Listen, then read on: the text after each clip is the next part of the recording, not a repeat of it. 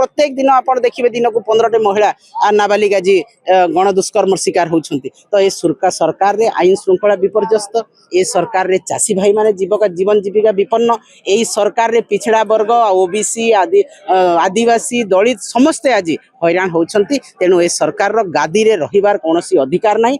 तुरंत गादी छाड़ंतु मोहन माझी मुख्यमंत्री पदवी इस्तीफा दियंतु। आज्ञा सरकार जदि गाँ को जाते तांकर नेता मंत्री तो गाँ को जाऊ नाहंती, से तो खणी बिकिले बाली बिकिले धान बिकिले मिलर रु पैसा आनिले मौज मस्ती करछंती।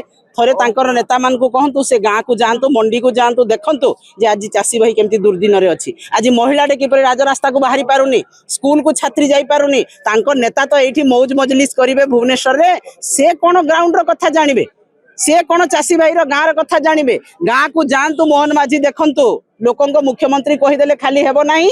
एठी बसिकी मौज मजलिस करिके 800 कोटी टंका खाईगले मिलर मानकठू आनिकी एमएसपी रो 69 टंका लेखाय 400 कोटी टंका खाईगले एवं मौज मजलिस करी गाड़ी घोड़ा किनिले कोन हबो। तेणु आमे चेतावनी दउछु एई भलिया तांकर राजकीय स्वभाव छाड़ंतु, गाँ को जातु चाषीर सुविधा करंतु, महिला को सुरक्षा दियंतु, दलित आदिवासी को सुरक्षा दियंतु। कौठु उन्नति एते दिन पर्यंत 18 मास भितर केवल नवीन पट्टनायक ही काम होउछि।